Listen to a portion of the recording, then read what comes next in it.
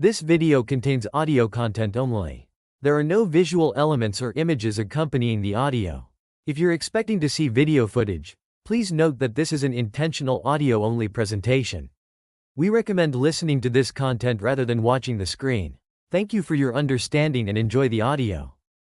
Welcome, everyone, to this exploration of a practice shrouded in mystery and steeped in history: ritual castration. This complex and often unsettling topic touches upon fundamental aspects of human experience, from the search for spiritual meaning to the brutal realities of power and social control. We'll delve into this sensitive subject with clear and accessible language, unraveling its intricate layers and exploring its diverse manifestations across cultures and time. Throughout history, and even in some corners of the world today, societies have engaged in the ritualistic removal of the testicles, often imbuing this act with profound symbolic meaning. While the practice may seem alien and even abhorrent to many, understanding its historical context and diverse motivations can offer valuable insights into the human condition. We'll examine how ritual castration has been intertwined with warfare, punishment, religious devotion, and even social hierarchy, exploring the complex interplay of factors that have driven this practice across different cultures. Our journey will take us through ancient myths and rituals, exploring the surprising connection between castration and divine power. We'll encounter castrated gods and priests, examining how these figures have embodied paradoxical strength through perceived vulnerability, and how they have served as conduits for spiritual energy and intermediaries between the human and divine realms.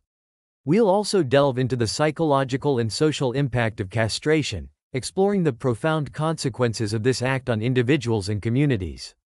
From the hormonal changes that affect mood and libido to the complex social dynamics that shape the lives of castrated individuals, we'll examine the enduring scars, both physical and emotional, that this practice leaves on the human soul. We'll examine how castration has been used as a tool of social control, a means of maintaining power and enforcing conformity. We'll explore the role of eunuchs in various societies, from the imperial courts of ancient China to the harems of the Ottoman Empire, examining how their unique status granted them both power and vulnerability. We'll also consider the ethical implications of castration, particularly its use as a form of punishment, and discuss the ongoing debate surrounding this controversial practice. By the end of this exploration, you'll have a deeper understanding of the diverse motivations behind ritual castration, its historical context, and its profound impact on individuals and societies. You'll gain insights into the complex relationship between the human body and the realm of the sacred, and you'll be equipped to engage in more informed and nuanced conversations about this sensitive and often misunderstood practice. Prepare to be challenged, intrigued, and perhaps even transformed as we delve into the mysteries of ritual castration. Chapter 1. Whispers in the Flames: The Enigma of Varus's Castration. A shadowed room, thick with the scent of incense and fear. A young Varus, drugged and helpless, watches as a sorcerer chants in a low, guttural voice. The brazier's flames, ordinary at first, leap into an unnatural, vibrant blue as the sorcerer casts the boy's severed genitals into the fire. A voice whispers from the heart of the flames, a voice that will echo in Varus's mind, shaping his destiny in ways he cannot yet comprehend. This pivotal scene, shrouded in mystery, forms the crux of Varus's character in Game of Thrones, and offers a compelling lens through which to explore the historical and psychological complexities of ritual castration. The unanswered questions surrounding Varus's mutilation fuel much of the intrigue. Was this an act of blood magic, as suggested by the unnatural blue flames, a color often associated with powerful sorcery in the Game of Thrones universe? Was the sorcerer merely a hired hand, or was he acting on the orders of a more powerful figure? Was Varus targeted for some specific reason, his lineage, perhaps, or some other unknown factor? One fan theory suggests a possible Targaryen connection, raising the possibility that Varus possesses king's blood, a potent ingredient in blood magic rituals. Could someone have sought to harness this power, or perhaps to prevent a secret Targaryen heir from reproducing? The significance of the blue flames and the whispering voice remains elusive. Did the voice impart magical abilities, offer cryptic insights into the future, or perhaps lay a curse upon Varus? The show provides tantalizing hints but no definitive answers. Kinvara, the Red Priestess, confronts Varus in Marine, claiming, "You heard a voice call out from the flames. Should I tell you what the voice said? Should I tell you the name of the one who spoke?" Her words imply a profound significance to the event, linking it to a larger, divine plan. This resonates with the concept of prophecy and destiny, central themes in Game of Thrones, suggesting that Varys's castration was no random act of cruelty but a preordained event with far-reaching consequences. The history of castration provides further context for understanding the potential motivations behind Varys's ordeal. Castration has served a multitude of purposes throughout history, from punishment and emasculation of enemies in warfare, to religious devotion, as exemplified by the Galli priests of Cybele, who castrated themselves in honor of the goddess Attis. The motivations behind these acts were often shrouded in secrecy and imbued with symbolic meaning, mirroring the ambiguity surrounding Varys's own experience. The magical interpretations of Varys's castration are deeply intertwined with the lore of Game of Thrones. Blood magic is a powerful force in this world, and the use of king's blood is known to amplify its effects. The theory of Varys being a secret Targaryen adds another layer of complexity. If true, his castration could have been an attempt to control or manipulate his latent magical potential, or perhaps to prevent him from challenging the established power structure. This theory is linked to the idea that someone might have wanted to prevent a Targaryen from reproducing. This suggests the historical use of castration to control populations and maintain power, echoing these potential motivations. Kinvara's cryptic pronouncements further deepen the mystery. Who is the one who spoke from the flames? Is it a god, a powerful magical being, or perhaps a personification of fate itself? Castrated Gods touches on the idea of voices from the flames, often interpreted as divine pronouncements or messages from the spiritual realm. In the context of Game of Thrones, this could tie into the prophecies surrounding the prince that was promised and the battle for the Iron Throne, suggesting that Varys's destiny is intricately linked to these larger events. The psychological impact of Varys's castration is a crucial aspect of his character. This traumatic experience undoubtedly shaped his personality, worldview, and motivations. Did it fuel his ambition, his cynicism, or his unwavering desire for power? There are profound psychological effects of castration, including trauma, loss of identity, and the complex relationship between body and self. The psychoanalytic side explores the castration complex and its impact on psychological development. Varys's aversion to magic, his distrust of those who wield power, and his manipulative nature could all be seen as consequences of his early trauma. He becomes a master of whispers, a collector of secrets, operating from the shadows, perhaps seeking to control the very forces that once controlled him. Varys's journey reflects the enduring human fascination with ritual castration, a practice steeped in mystery, symbolism, and often brutal reality. By weaving together the fictional narrative with historical and anthropological context, we can begin to unravel the complex motivations behind this practice and its profound impact on individuals and societies. The blue flames and the whispering voice remain potent symbols of the enduring power of ritual, the mysteries of fate, and the complex relationship between body, self, and destiny. Chapter 2. The Shadow of the Knife.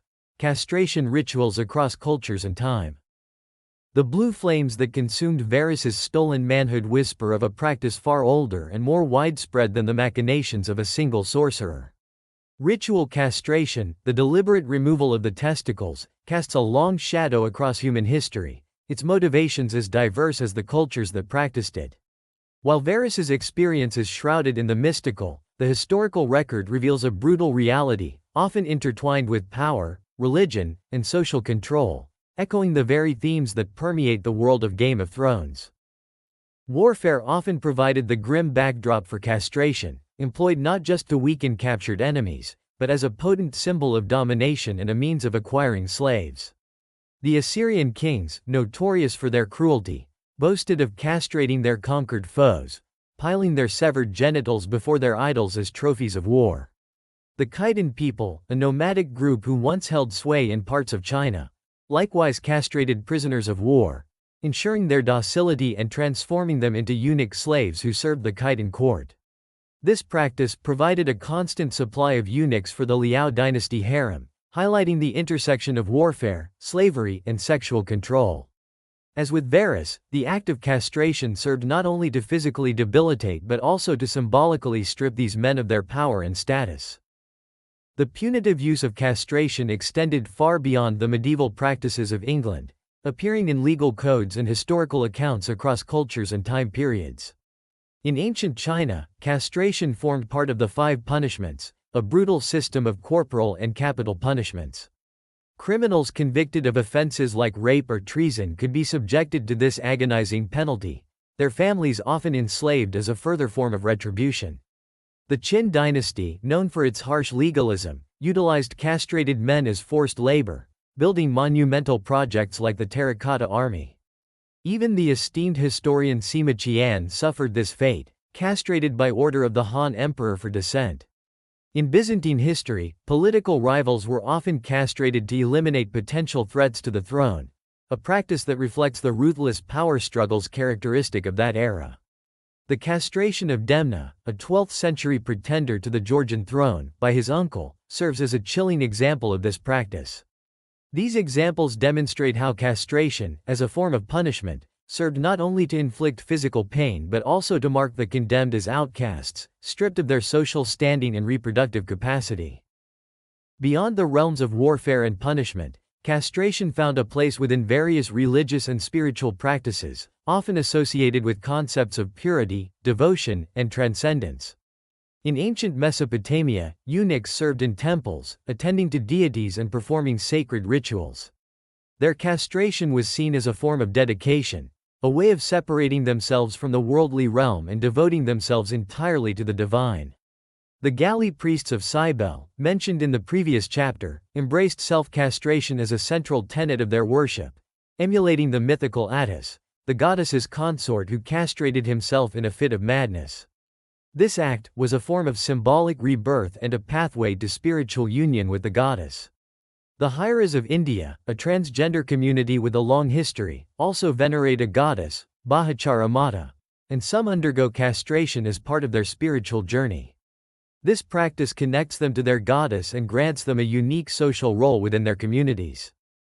The motivations behind ritual castration extend beyond the broad categories of warfare, punishment, and religion, encompassing a complex interplay of social, cultural, and even practical considerations. Social control played a significant role, as seen in the castration of enslaved individuals. This practice, as documented in the account of the Arab slave trade, aimed to eliminate the threat of rebellion and ensure the enslaved person's complete subservience. The castration of singers, a practice prevalent in various historical periods, aimed to preserve their high vocal range, creating a specialized class of performers who entertained the elite. The story of Zheng He, the famed Chinese admiral, and the thousands of Miao boys castrated during the Ming dynasty, illustrates the brutal intersection of warfare, slavery, and the creation of a eunuch class for service in the imperial court.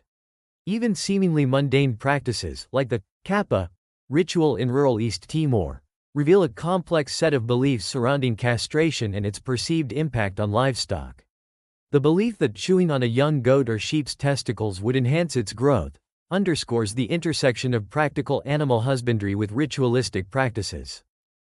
The diverse motivations and practices associated with ritual castration, as explored in this chapter, provide a broader context for understanding the enigma of Varus's own experience. While the specific details of his castration remain shrouded in mystery, the historical and anthropological record reveals a spectrum of possibilities, echoing the themes of power, sacrifice, and the complex interplay between body, self, and destiny that permeate the narrative of Game of Thrones. The shadow of the knife, as we have seen, falls across cultures and time, its mark a testament to the enduring human capacity for both cruelty and devotion. Chapter 3. A cut above. Circumcision, castration, and the evolution of ritual. The flickering blue flames that danced around Varus's stolen manhood speak to a history far more intricate than the machinations of a single sorcerer.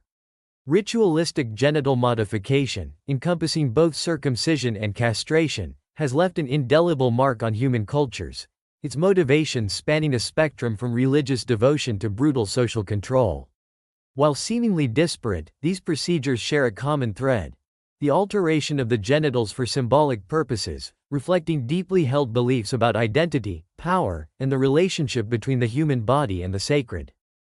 Circumcision, the removal of the foreskin, is a practice observed across numerous cultures and religions. In Judaism, it signifies a covenant with God, a physical embodiment of a spiritual bond. For Muslims, it represents purity and submission to Allah's will. Beyond these Abrahamic traditions, circumcision holds diverse meanings. Some African cultures practice it as a rite of passage into adulthood, marking the transition from boyhood to manhood. In other societies, it has been associated with hygiene or social acceptance. The use of flint knives in ancient circumcision rituals connects this practice to a long lineage of ritualistic tools, imbuing the act with symbolic weight. The flint knife, a tool of both creation and destruction, becomes a conduit for transformation, marking the initiate's passage into a new stage of life. Castration, the more extreme form of genital modification, involves the removal of the testicles, resulting in sterility and a dramatic reduction in testosterone production. This practice, often viewed with revulsion in modern society, has served a multitude of purposes throughout history. As we saw with Varus, it could be employed in acts of revenge, punishment, or even blood magic. There is a complex tapestry of motivations behind castration, each reflecting the specific cultural context in which it occurred. The theory of circumcision as a less invasive alternative to castration provides a compelling evolutionary narrative. As societies developed and cultural norms shifted, the extreme nature of castration may have become less acceptable, leading to the adoption of circumcision as a symbolic substitute. This transition reflects a changing relationship with the body and the sacred, a gradual shift towards less extreme forms of ritual modification. However, this theory is not without its nuances. In some cultures, both circumcision and castration coexisted, serving distinct purposes and carrying different symbolic meanings. The Skoptsi, a Russian Christian sect, practiced self-castration as a path to spiritual salvation, even as circumcision remained a separate religious practice. This suggests that the relationship between the two procedures is not always one of simple substitution but can be more complex and context-specific. The symbolic meanings associated with castration vary widely across cultures. In ancient Greece, the castration of livestock animals linked this practice to agricultural fertility and abundance. The sacrifice of uncastrated animals in religious rituals, in contrast, held a different symbolic meaning, perhaps representing the offering of the animal's full vitality to the gods. In other societies, castration served to maintain social hierarchies. The Ottoman Empire, for example, employed eunuchs in positions of power within the imperial court, their castration ensuring their loyalty and preventing them from forming familial alliances that could challenge the sultan's authority. The creation of eunuch harems served a similar purpose, guarding the sultan's wives and concubines. The castration of the Miao boys during the Ming dynasty likewise served to create a class of servants who posed no threat to the ruling elite. Ritual castration often intertwined with concepts of sacrifice, purity, and transformation. The Shang kings castrated prisoners of war, offering their severed genitals as sacrifices to their ancestors. This act likely symbolized the complete subjugation of the enemy and the assertion of the king's dominance. The Khitan's castration of captured Han Chinese boys, similarly, served as a ritual of emasculation, stripping them of their identity and transforming them into subservient slaves. The Danzantes of Monte Alban, as depicted in the petroglyphs found at the archaeological site, may have practiced ritual castration as part of their sacrificial rituals, perhaps as a way of honoring their gods or commemorating their victories over conquered enemies. Beyond the surgical removal of the testicles with a knife, other methods included chemical castration, crushing the testicles between boards, or even the bizarre practice of chewing on the testicles, as seen in the Kappa ritual of East Timor. These different methods reflect varying cultural beliefs and practices, highlighting the ingenuity and sometimes brutality of human ritualistic behavior. The use of pharmaceutical drugs for chemical castration represents a modern approach to this ancient practice, employed in some cases to treat sex offenders or manage certain medical conditions. Ritualistic genital modification, whether circumcision or castration, represents a profound intersection of the physical and the symbolic. These practices, often imbued with deep religious or cultural significance, speak to fundamental human concerns about identity, belonging, and the search for meaning. From the whispers in the flames that haunted Varus to the chilling historical accounts of castration rituals across cultures, these practices offer a window into the complex and often unsettling relationship between the human body and the realm of the sacred. Chapter 4. Scars of Devotion, Divine Power and the Castrated Male. The whispering flames that consumed Varus's stolen manhood echo a theme resonating across cultures and mythologies: the surprising pathway of castration to divine power. Far from signifying weakness or emasculation, the castrated male, particularly within the context of goddess worship and divine power struggles, often emerges as a conduit for spiritual energy, a figure embodying paradoxical strength through perceived vulnerability. Osiris, the Egyptian god of the underworld and resurrection, exemplifies this complex dynamic. While the earliest Egyptian texts do not explicitly mention his castration, the loss of his phallus during his dismemberment by Set became a central element in later versions of the myth, as recounted by Plutarch and Diodorus. This symbolic castration, whether literal or metaphorical, takes on profound significance within the Egyptian understanding of life, death, and rebirth. Osiris's dismemberment represents the scattering of life force, while his reconstitution by Isis, including the magical regeneration of his phallus, symbolizes the triumph of life over death, order over chaos. This act, facilitated by Thoth's healing magic and Anubis's funerary rites, allows Osiris to impregnate Isis, leading to the birth of Horus, the avenger of his father's death. The connection between Osiris, fertility, and resurrection manifested in various rituals associated with his cult. Phallic imagery, including the use of dildos in women's fertility magic, featured prominently in some rituals, emphasizing the life-giving power associated with Osiris. The annual flooding of the Nile, essential for agricultural fertility, was linked to Osiris's resurrection, reinforcing the cyclical nature of life and death. While castration itself was not a ritual practice within the Osirian cult, the symbolic castration and regeneration of the god highlighted the importance of generative power and its connection to the afterlife. The theme of divine castration extends beyond Osiris, appearing in other mythologies as a motif often linked to succession, power struggles, and the cyclical nature of life and death. In Hittite mythology, the castration of the god Kumarbi by the storm god Teshub has far-reaching consequences. Kumarbi, seeking revenge, bites off Teshub's genitals and swallows them, resulting in the impregnation of the vengeful god.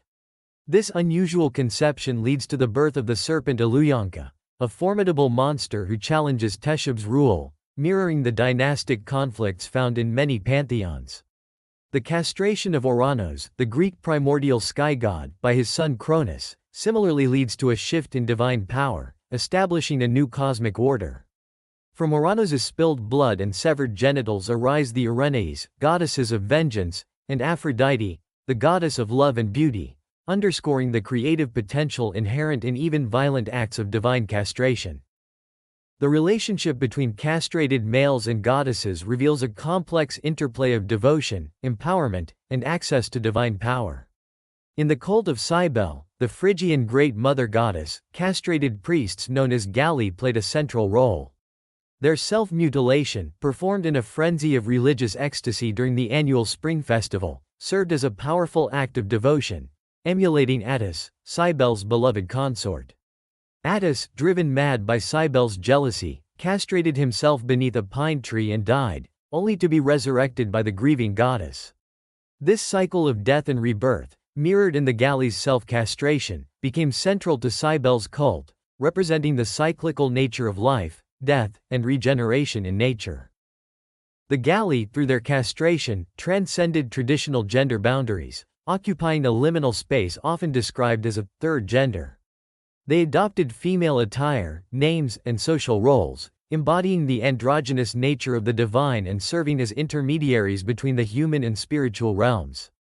Their rituals, involving frenzied dancing, music, and self-flagellation, aimed to induce a state of ecstatic union with the goddess, further blurring the lines between human and divine, male and female.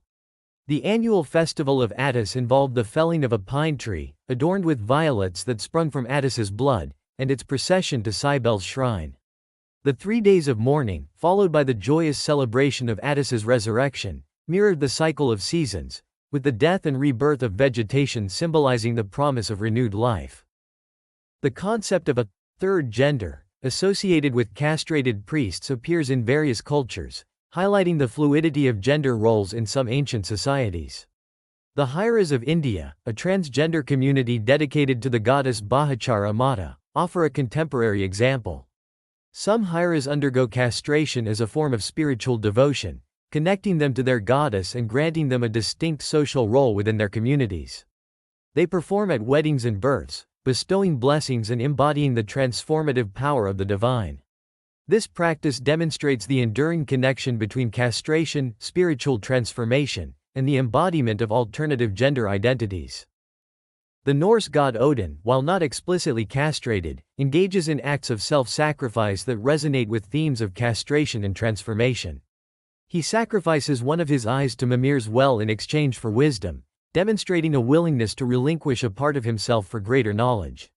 In a more dramatic act of self-sacrifice, Odin hangs himself from Yggdrasil, the world tree, for 9 days and nights, pierced by his own spear, to gain knowledge of the runes. This act, interpreted by some scholars as a symbolic castration in death, allows Odin to access hidden wisdom and master the magical power of the runes. The world tree, representing the interconnectedness of all things, becomes the axis of Odin's transformation, linking him to the cyclical nature of life, death, and rebirth. These examples demonstrate the diverse manifestations of castration and self-sacrifice within the realm of the divine. Whether literal or symbolic, these acts often serve as pathways to spiritual power, access to hidden knowledge, or a deeper connection with the divine. The castrated male, far from representing weakness, embodies a paradoxical strength, a willingness to transcend physical limitations in pursuit of spiritual transcendence. From Osiris's symbolic castration and resurrection to Odin's self-sacrifice on the world tree, these myths and rituals offer a glimpse into the complex relationship between the body, the self, and the divine. The scars of devotion, whether physical or metaphorical, become marks of spiritual transformation, signifying a cut above the ordinary, a step towards the realm of the sacred. Chapter 5. Crimson Devotion. The Galli and the goddess Cybele. The whispers of the flames that consumed Varus's stolen manhood find a chilling echo in the crimson-stained rituals of the Galli, the eunuch priests of the Phrygian goddess Cybele. Their voluntary self-castration, a practice both revered and reviled in the ancient world, offers a stark and unsettling glimpse into the complex relationship between castration, religious ecstasy, and the embodiment of a third gender. While Varus's ordeal remains shrouded in mystery, the Galli's story, pieced together from historical accounts, archaeological evidence, and mythological narratives, provides a tangible and deeply disturbing example of the lengths to which humans will go in their pursuit of the divine. The Galli's devotion to Cybele centered on the figure of Attis, the goddess's youthful and beautiful consort. The myth of Attis, as recounted by various sources, tells a tragic tale of love, jealousy, madness, and self-mutilation. Attis, unaware of Cybele's passionate love for him, becomes betrothed to the daughter of the king of Pessinus. Consumed by jealousy, Cybele drives Attis mad, causing him to flee into the mountains. There, at the foot of a pine tree, in a frenzied act of self-destruction, Attis castrates himself and dies. From his spilled blood spring the first violets, a poignant symbol of the beauty and fragility of life. Cybele, grief-stricken, intercedes with Zeus to prevent Attis's body from decaying, ultimately securing his resurrection. This cycle of death and rebirth becomes central to the Galli's rituals, their self-castration a visceral reenactment of Attis's sacrifice, a desperate attempt to merge with the divine through shared suffering. The Galli's self-castration ritual, known as the Dies Sanguinis, or Day of Blood, took place during the annual spring festival celebrating Attis's resurrection. Lucian, a Roman observer of Syrian religious practices, provides a vivid and disturbing account of this ritual in his work De Dia Syria. As described by Lucian, young men, overcome by religious fervor, would cast off their clothes and, with a loud shout, rush into the midst of the frenzied crowd. Seizing a sword, likely one kept specifically for this purpose, they would castrate themselves, then run through the city, brandishing their severed genitals before finally casting them into a chosen house. In return, they would receive women's clothing and ornaments, marking their transition into a new gender identity. This public display of self-mutilation, though shocking to modern sensibilities, served as a powerful affirmation of the Galli's devotion to Cybele and their identification with Attis. The Galli's adoption of female attire and social roles went beyond mere cross-dressing. They embraced female names, hairstyles, and mannerisms, embodying what many scholars have termed a third gender. This transformation was not simply a superficial act but a profound shift in identity, a blurring of traditional gender boundaries. As eunuchs, they occupied a liminal space between male and female, embodying the androgynous aspects of Cybele herself. Their unique status granted them access to the sacred, allowing them to serve as intermediaries between the human and divine realms. They performed rituals, offered prophecies, and acted as conduits for Cybele's power, their castration seen not as a mark of weakness but as a source of spiritual potency. As with the Hyras of India, the Galli's embodiment of a third gender granted them a specific social role, albeit one that existed outside the traditional binary categories of male and female. The ecstatic and frenzied nature of the Galli's rituals served to heighten their connection to Cybele. Music, particularly the rhythmic beat of frame drums, played a crucial role, inducing a trance-like state and facilitating the Galli's ecstatic communion with the goddess. Dancing, often wild and unrestrained, further intensified this experience, blurring the lines between self and other, human and divine. Self-flagellation, another common practice, added a further dimension to the ritual, the infliction of pain serving as a physical manifestation of their devotion and a pathway to spiritual transcendence. These practices, though often viewed with suspicion and disapproval by outsiders, formed the core of the Galli's religious experience, allowing them to access and channel Cybele's power. The Galli's rituals and social roles provoked a range of reactions in the ancient world. They were both revered and reviled, seen as sacred figures and objects of ridicule. Their liminal status granted them a unique position in society, but it also made them vulnerable to persecution. Both pagan and Christian authorities attempted to suppress their practices.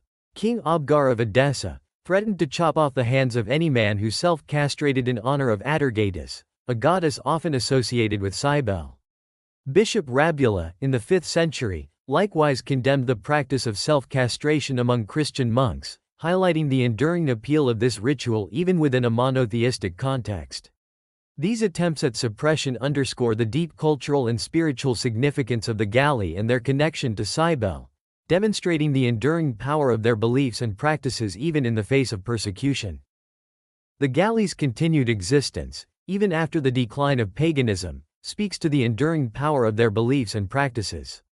Their rituals, though suppressed and marginalized, continued in various forms, often underground, demonstrating the resilience of their faith. The Femminelli of Italy represent a modern iteration of this tradition, honoring the Black Madonna, a figure often linked to Cybele, and continuing the practice of ecstatic worship and gender transgression. The story of the Black Madonna of Montevergine, protecting two gay lovers who were left to die, further emphasizes the inclusive nature of this tradition, offering solace and protection to those marginalized by society. The Galli's story, though often obscured by the passage of time and the biases of historical accounts, offers a compelling case study of the complexities of religious devotion, gender identity, and the human search for meaning. Their voluntary self-castration, a practice both shocking and deeply symbolic, represents a profound intersection of the physical and the spiritual. The Galli, through their embodiment of a third gender and their ecstatic rituals, challenged traditional societal norms and offered an alternative pathway to the divine. Their continued existence, even in the face of persecution, serves as a testament to the enduring power of belief and the resilience of the human spirit. Chapter 6. Scars on the Soul: The Psychological and Social Impact of Castration. The whispers of the flames that consumed Varus's stolen manhood, the chilling echo of the Galli's crimson-stained knives, the silent screams of countless victims throughout history. These are the reverberations of castration, a practice that leaves deep and lasting scars, not only on the body, but also on the soul. The psychological and social consequences of this act are profound and far-reaching, affecting individuals and communities in complex and often contradictory ways. While ritual castration could be a path to spiritual rebirth and perceived empowerment for some, for others it was a traumatic violation, a source of profound loss and alienation. The physical act of castration, the removal of the testicles, triggers a cascade of hormonal changes with significant psychological ramifications. Testosterone, the primary male sex hormone, plays a crucial role in mood regulation, libido, and the development of secondary sexual characteristics. Its dramatic reduction following castration can lead to mood swings, depression, anxiety, and a decreased sense of well-being. The loss of libido, a common consequence, can further impact self-esteem and sense of masculinity. For individuals whose identity is closely tied to their reproductive capacity, castration can be a devastating blow, leading to feelings of incompleteness and a profound sense of loss. This loss is not just physical, it is a loss of a potential future, a loss of a part of oneself that can never be regained. The psychological impact of castration extends beyond the hormonal. The very act of genital mutilation can be deeply traumatic, leading to post-traumatic stress disorder, anxiety, and depression. The altered body image, the visible absence of a core part of one's physical self, can lead to feelings of shame, disgust, and self-loathing. This can be particularly challenging for individuals who undergo ritual castration, as they must reconcile their physical changes with their spiritual beliefs. How do they integrate this profound alteration of their body with their sense of self and their connection to the divine? For the Galli priests of Cybele, their self-castration was a reenactment of Attis's sacrifice, a path to spiritual union with the goddess. Their altered body became a symbol of their devotion, a physical manifestation of their spiritual transformation. For others, the psychological scars may never fully heal, leaving them with a lifelong struggle to reconcile their physical reality with their sense of self. The social consequences of castration are equally complex and varied. In some cultures, eunuchs, castrated males, occupied unique and often powerful positions in society. In the Chinese imperial court, eunuchs held positions of great influence, serving as advisors, administrators, and even military commanders.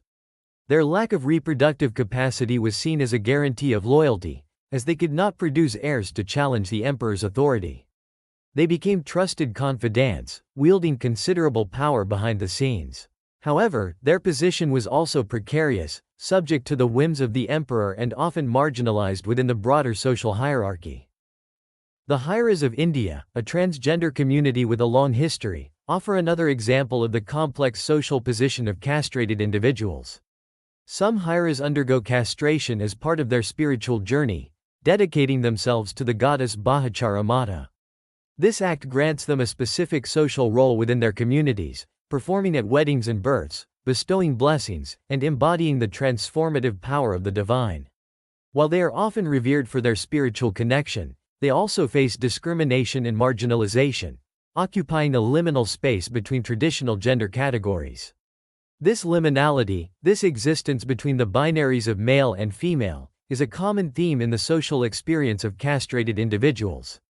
They are often seen as neither man nor woman, occupying a third gender category that defies easy categorization. This can lead to both empowerment and marginalization, as they are both revered and reviled, accepted and ostracized. As ancient sources describe ritually castrated individuals, they were neither men nor women, a sentiment echoed in the modern concept of a third gender applied to groups like the Hairas.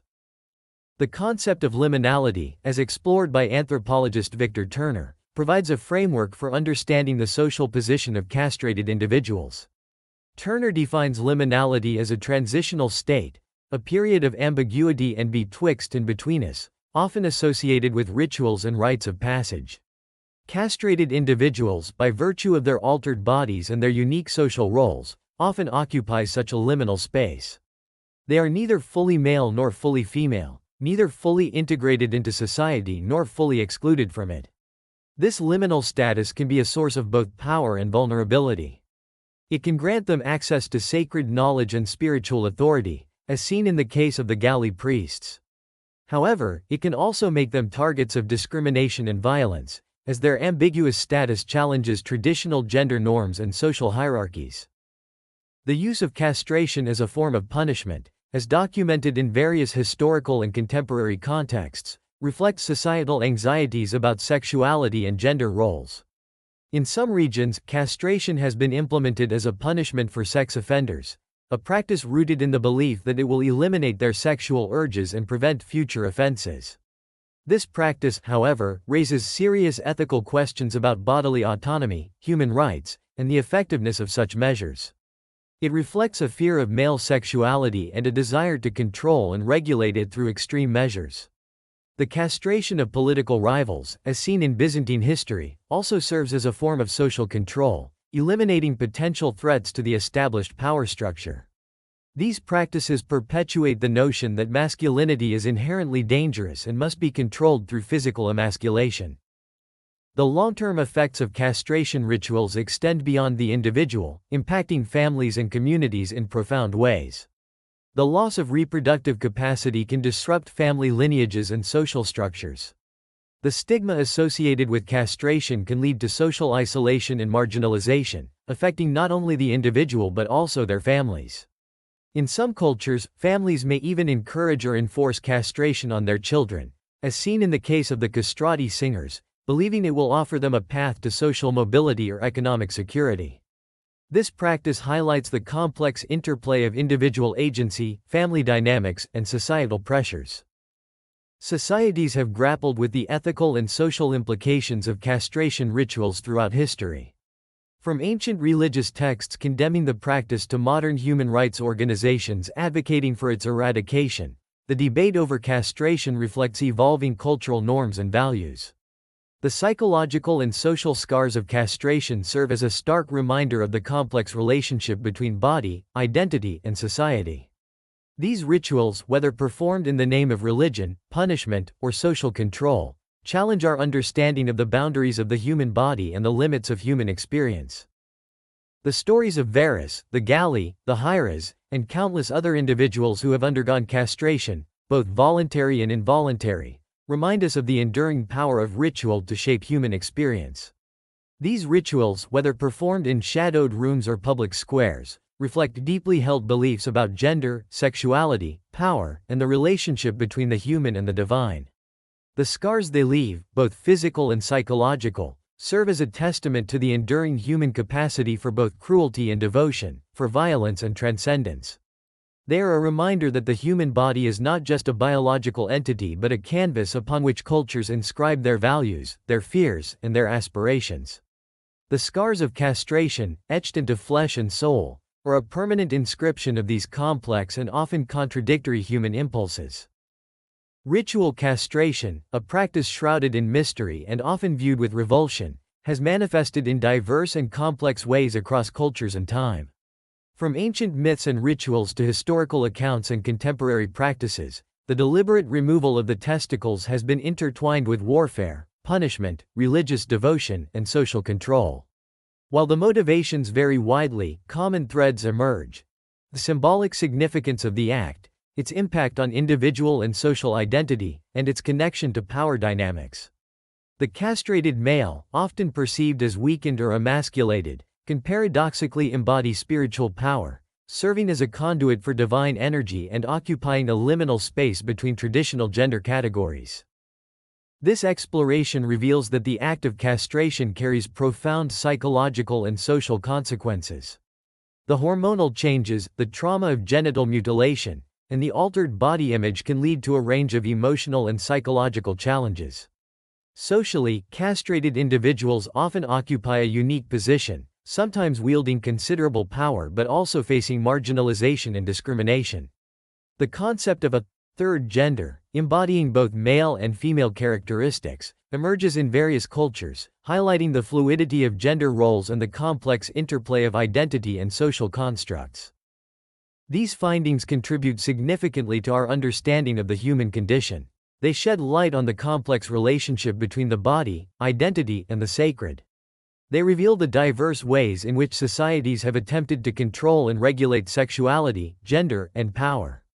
They offer insights into the psychological impact of trauma and the resilience of the human spirit in the face of adversity. These insights have real-world applications in fields like psychology, sociology, anthropology, and even law, informing our understanding of gender identity, trauma recovery, and human rights. We've only scratched the surface of this complex and often unsettling topic. What are your thoughts on the motivations behind ritual castration? How do these practices challenge our understanding of gender and identity? Share your questions and insights in the comments below. We value your curiosity and encourage you to continue exploring these fascinating and challenging aspects of human experience. Don't forget to like, subscribe, and suggest topics for future videos. The journey of discovery continues, and we're excited to have you with us.